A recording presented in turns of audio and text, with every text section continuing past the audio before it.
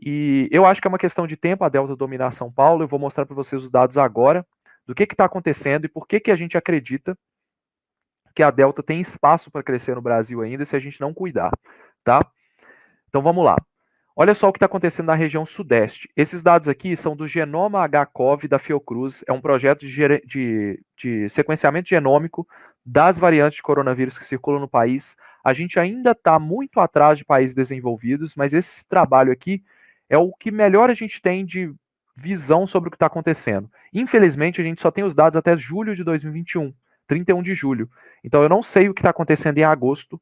Provavelmente a tendência da Delta se tornar dominante na região sudeste. Então a gente vê aqui, ó, por exemplo, em verde a gente tem a Gama, tá? A P1, variante P1 que surgiu lá em Manaus, dominou o Brasil aí durante muito tempo. E a gente está tendo algumas variantes da P1, tá? Então é a P1 mutada com mutações que possivelmente podem permitir uma maior transmissibilidade. Então em azul a gente já vê aqui a P17, que parece uma variante que realmente tem se mostrado aí uma variante que eu diria que ela é uma variante de interesse, tá? Porque é uma variante que tem mostrado aí um perfil de dominar mais casos. Pode até substituir a P1 em alguns lugares, tá? E em roxo, a gente tem a variante Delta subindo a curva. O problema de analisar somente os dados de sequenciamento genômico é que eles tendem a sequenciar casos onde as variantes estão mais presentes, né? Então, se a Delta está preocupando muita gente, é normal a gente sequenciar mais casos onde a Delta foi detectada. Então, a gente sequencia contatos das pessoas que deram positivo para a Delta, pessoas que provavelmente se infectaram através daquela primeira infecção. Então, você acaba aumentando a proporção de Delta. Mas eu acredito que pelos dados epidemiológicos, principalmente no Rio de Janeiro, que inclusive é a foto da capa do vídeo de hoje, o Rio de Janeiro está passando um surto absurdo por causa de Delta. Já tem cidade entrando em colapso, a própria capital aí está com mais de 90% de ocupação por causa da Delta. E aí a gente compara lá com o Reino Unido, né? No Reino Unido a gente está falando de 60% da população vacinada com 2 doses. Aqui no Brasil a gente está falando de 20, 25% em algumas regiões com 2 doses. Ou seja, a gente tem uma grande parcela da população mais jovem que está suscetível a se infectar e morrer, né? Pegando a doença e morrendo, às vezes, com uma dose, ou às vezes nenhuma dose aplicada. Então, a Delta pode sim levar a um colapso, principalmente nas regiões onde ela já está atuando ali. Então, a gente está falando do Rio de Janeiro, interior de São Paulo, tem algumas cidades começando a apresentar aumento de casos. A própria capital aí tem predominância, já apresenta aí cerca de 20% de casos da Delta, tá? Então a gente está no Sudeste, eu acredito que será a região que vai propagar a Delta pelo país. Se a gente vai ver a Delta dominando ou não, quem vai nos dizer é a região Sudeste em algumas semanas, ok? Vamos ver o mês de agosto fechando para ver se a Delta vai predominar. Pessoal, olha só o que está acontecendo com a região Norte, tá? Em relação às variantes. Na região Norte, a gente não tem sequenciamento de Delta, tá? Lógico, isso aqui pode estar mascarando, porque eu falei com vocês, o Brasil não sequencia bem, mas a gente tem variantes ali da P1, olha só essas cores amarelas e rosas aqui. Então a gente tem a P1.4, a P1.6 e em azul aqui a P1.7. Então na região norte, a P1 já está encontrando espaço para mutar, então ela vai encontrar ali um meio de se tornar mais transmissível. Isso é a natureza do vírus, né? Então a gente está deixando o vírus circular. Se a gente pegar a região Nordeste, também tem um outro perfil de variantes, né? A gente tem a P1.7 dominando ali, começando a aparecer, ainda a P1 verde, a P1 original domina, mas a P1 azul, que é a P1.7 aqui, ela está começando a aparecer com mais força, né? Tem casos de Delta, mas a Delta não predomina ainda, né? O que os dados vêm mostrando aí. E Centro-Oeste, olha só a P1.7. Vocês lembram lá no Mato Grosso do Sul? Eu vou mostrar hoje os dados de vocês, vocês vão lembrar. Mato Grosso do Sul estava fazendo onda atrás de onda, subindo a curva como ninguém. Olha só o que estava acontecendo por lá. Grande parte P1.7, região centro-oeste, boa parte aqui está do Mato Grosso do Sul.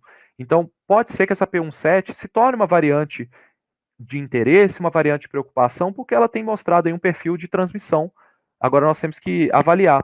Como o Brasil não tem feito tantos trabalhos de avaliação das variantes da P1, a gente não consegue dizer ainda os perfis de doença, se ela é mais transmissível, qual é a carga viral. A gente tem muito pouca informação, tá?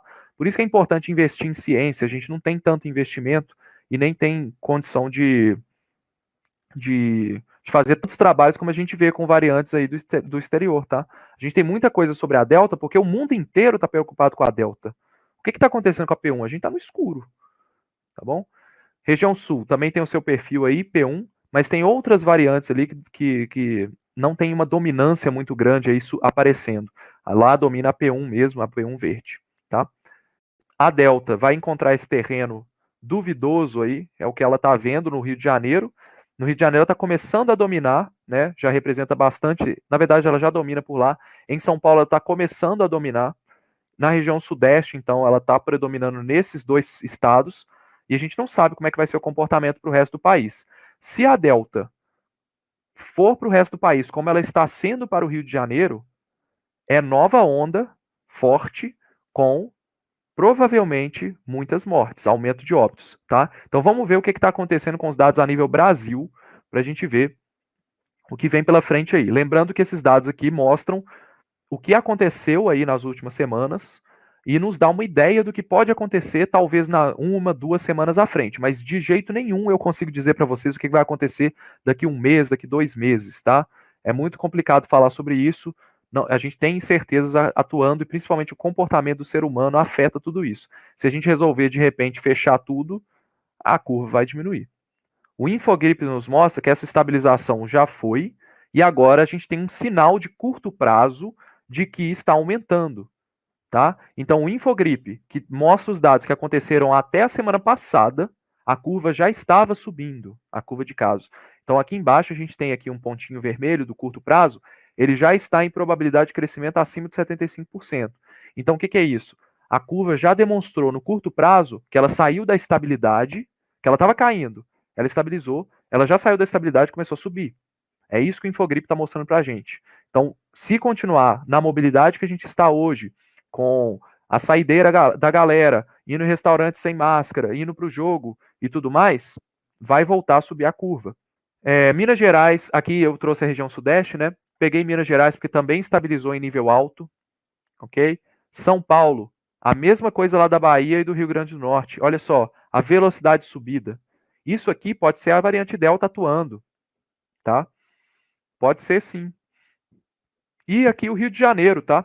Olha só o que está acontecendo com o Rio de Janeiro. Se vocês observarem, todos os estados, até os mais graves aqui que eu falei, que é São Paulo, Bahia e Rio Grande do Norte, tem pouco tempo que a curva começou a subir. Então, não necessariamente a gente vai garantir que ela vai continuar subindo. Pode ter uma chance dela estabilizar e parar de subir. Mas o Rio de Janeiro ganhou tração, que a gente fala em epidemiologia. Então, o que é isso? O Rio de Janeiro já tem uma sustentação da transmissão e começou a subir. Já tem umas 3 semanas que eles estão subindo. Então, esse dado aqui me mostra que é bem provável que a curva continue subindo, tem tração. E a mobilidade no Rio de Janeiro, ela não diminuiu para fazer a curva cair. Então, sim, a mortalidade no Rio de Janeiro, os leitos de UTI vão ser mais ocupados, pessoas vacinadas vão acabar morrendo porque nenhuma vacina é 100%, crianças no Rio de Janeiro vão morrer, vão ter caso grave, porque nem toda criança está imune ao vírus, nem toda criança tem caso leve, né? E uma situação triste, porque a gente vive avisando por aqui, né?